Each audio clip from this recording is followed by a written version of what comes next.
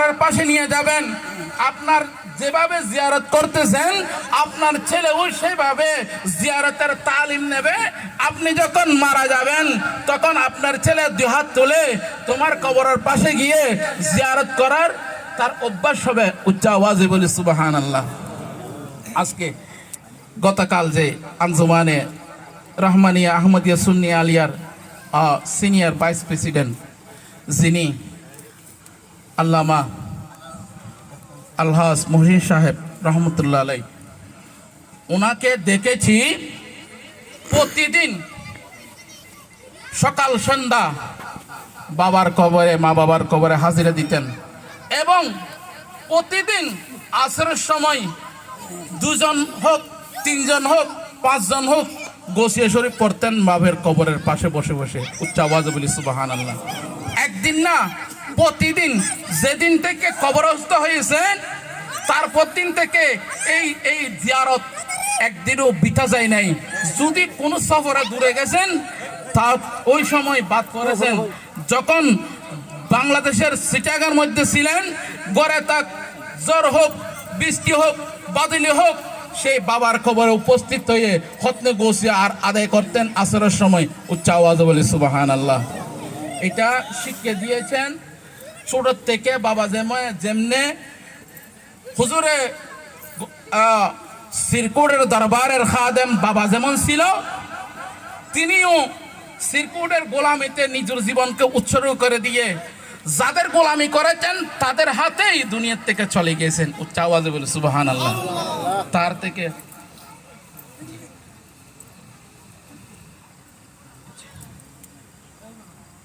বুঝাইতে চেয়েছিলাম মানুষের 3টা হক। একটা হক হলো আল্লাহর হক নামাজ ইবাদত, আর একটা হলো মাতা পিতার হক, আর একটা হলো বান্দার হক হকুন নাস। বান্দার হক আল্লাহ মাফ করবে না কিয়ামতের ময়দানে। আল্লাহ দয়া করে মায়া করে আল্লাহর হক আল্লাহ মাফ করে দিতে পারেন। আল্লাহ রহমানুদ দুনিয়া রহিমুল আখিরা। রহিম আল্লাহর যে দয়ালু, এটা কিয়ামতের জন্য স্পেশাল আল্লাহ রেখে দিয়েছেন। মানুষ যখন ওই রহিমের দয়াময় দয়ালু, আপনারা একটু সামনের দিকে চলে আসেন, একটু সামনের দিকে চলে আসেন, পিছনে মানুষ দাঁড়িয়ে রয়েছেন। আমাদের হাতে প্রতিষ্ঠিত মাদ্রাসা থেকে আশিকের রসুল তৈরি হয়, আশিকুর রসুল তৈরির কারখানা। উচ্চ আওয়াজে বলি সুবহানাল্লাহ। এই গৌসিয়া কমিটির ভাইয়েরা আপনাদের কাছে যাবে, আপনারা হুজুর কেবলার মাদ্রাসার জন্য আপনারা পকেটে হাত দিবেন, সামর্থ্য অনুযায়ী দিয়ে দিবেন। আল্লাহ রাব্বুল ইজ্জত আজকের মাহফিলকে কবুল করুক। সবাই বলুন আমিন। একটা কথা শুধু সংক্ষেপ, বান্দার হক আল্লাহ কিয়ামতের ময়দানে মাফ করবে না। আপনি চাকরি করতেছেন আরেকজনের দোকানে, মালিক আপনাকে বিশ্বাস করে, মালিক আপনাকে বিদ্যুৎ করে, আপনার উপর 100% বিশ্বাস করে আপনাকে দোকানটা দিয়ে চলে গেছেন কাজের মধ্যে অন্য কাজে। আপনি যদি এই আমানত খিয়ানত করা যায়, কিয়ামতের ময়দানে আল্লাহ ওই খিয়ানতকে আল্লাহ মাফ করবে না। আল্লাহ রাব্বুল ইজ্জত অর্থাৎ একটার মাধ্যমে বুঝাইতে চেয়েছিলাম, আপনি যদি কারো হক দান নিয়েছেন দেন নাই, কারো কামের মধ্যে নিয়েছেন কাজে নিয়েছেন 500 টাকা দর করে 400 টাকা দিয়ে 100 টাকা দেন নাই, এটাও হক রয়ে গেছে। অর্থাৎ বান্দার হক যেটা, এটা আল্লাহ মাফ করবে না কিয়ামতের ময়দানে। তাহলে একটা হলো আল্লাহর হক নামাজ, আর একটা হলো মাতা পিতার হক, আর একটা হলো বান্দার হক। এটা আমাদেরকে আল্লাহ রাব্বুল ইজ্জত বুঝে আমল করার তৌফিক দান করুক। সবাই বলি আমিন। আল্লাহ রাব্বুল ইজ্জত আজকের এই আজিম শান নূরানি মাহফিলকে কবুল করুক। সবাই বলুন আমিন। মারহাবা ইয়া মারহাবা ইয়া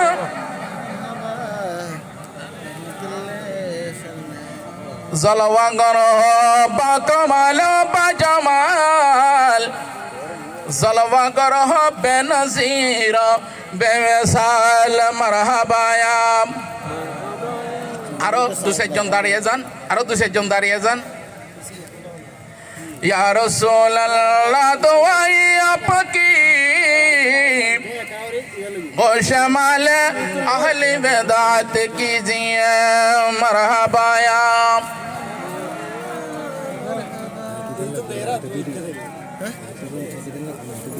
আল্লাহ রাব্বুল ইজ্জত যে আমাদেরকে এত বড় নিয়ামত দিয়েছেন, এই নিয়ামতের শুকরিয়া দিতে আজকের এই মাহফিল এমন নিয়ামত, যে নিয়ামতের মধ্যে আল্লাহ রাব্বুল ইজ্জত কিয়ামতের ময়দানে আমাদের নাজাতের উসিলা উচ্চ আওয়াজ বলে সুবহানাল্লাহ।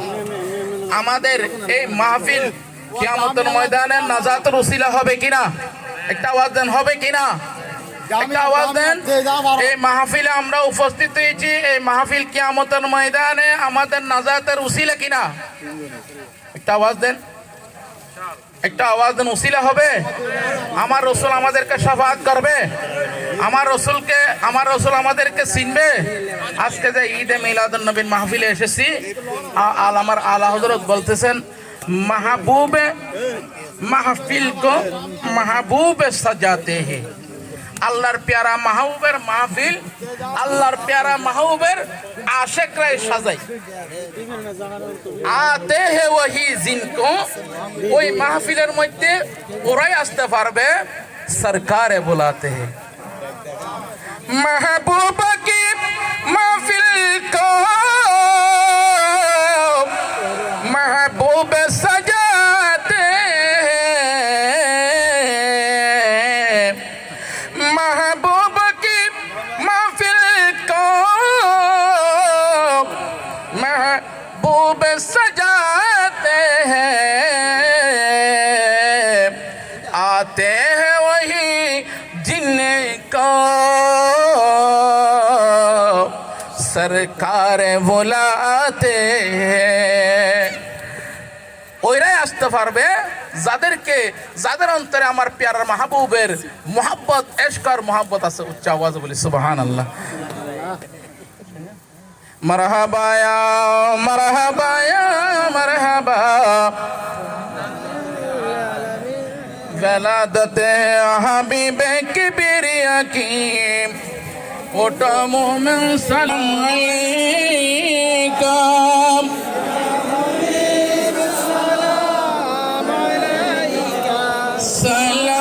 सलावतुल्लाह अलैका हबीबी सय्यदी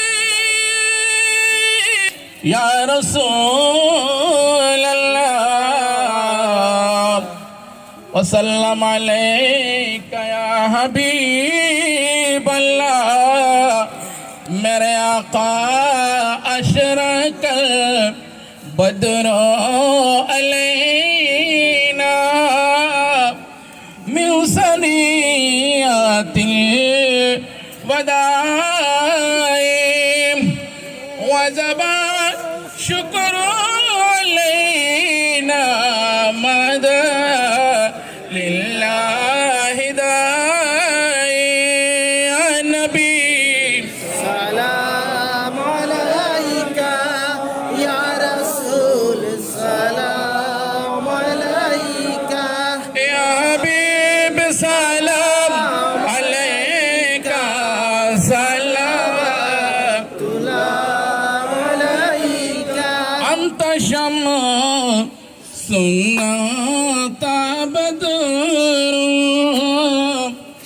أنت نور فوق نوري أنت يكسر وغاني أنبع صدوري يا نبي سلام عليك يا رسول سلام عليك يا حبيب سلام عليك صلوات الله عليك بلغ العلا بكماله كشف الدجى بجماله তিনলার কুরআল্লাহ শরীফ আউযু বিল্লাহি মিনাশ শাইতানির রাজিম বিসমিল্লাহির রহমানির রহিম আলহামদুলিল্লাহি রাব্বিল আলামিন আর রহমানির রহিম মালিকি ইয়াউমিদ্দিন ইয়াকা না'বুদু ওয়া ইয়াকা নাস্তাঈন ইহদিনাস সিরাতাল মুস্তাকিম সিরাতাল লাযীনা আন'আমতা আলাইহিম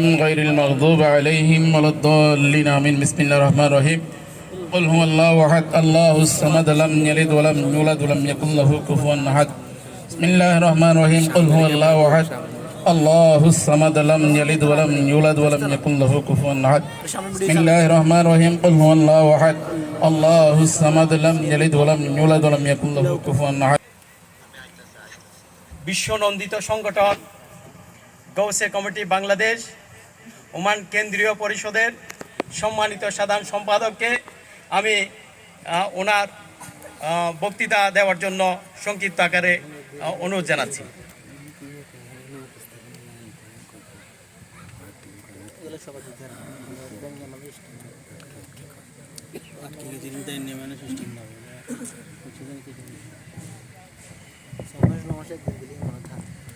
আউযু বিল্লাহি মিনাশ শাইতানির রাজিম বিবরকাতি বিসমিল্লাহির রহমানির রহিম আলহামদুলিল্লাহ ওয়াসসালাতু ওয়াসসালামু আলা রাসূলিল্লাহ।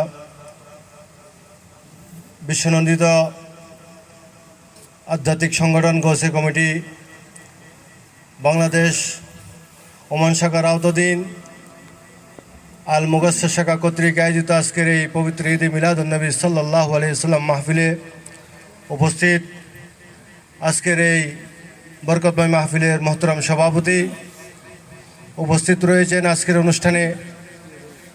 আজকের অনুষ্ঠানের প্রধান অতিথি, প্রধান বক্তা এবং গৌসে কমিটি ওমান শাখার সম্মানিত নেতৃবৃন্দ এবং বিভিন্ন শাখা থেকে আগত সম্মানিত নেতৃবৃন্দ, উপস্থিত হাজিরানে মজলিস, আসসালামু আলাইকুম ওয়া রাহমাতুল্লাহি ওয়া বারাকাতুহু। আসলে রাত অনেক হয়ে গেছে, এখন কোনো বক্তব্য দেওয়ার সুযোগ নেই। তারপরও যেহেতু এটা একটা আধ্যাত্মিক সংগঠন, একটা মানবিক সংগঠন,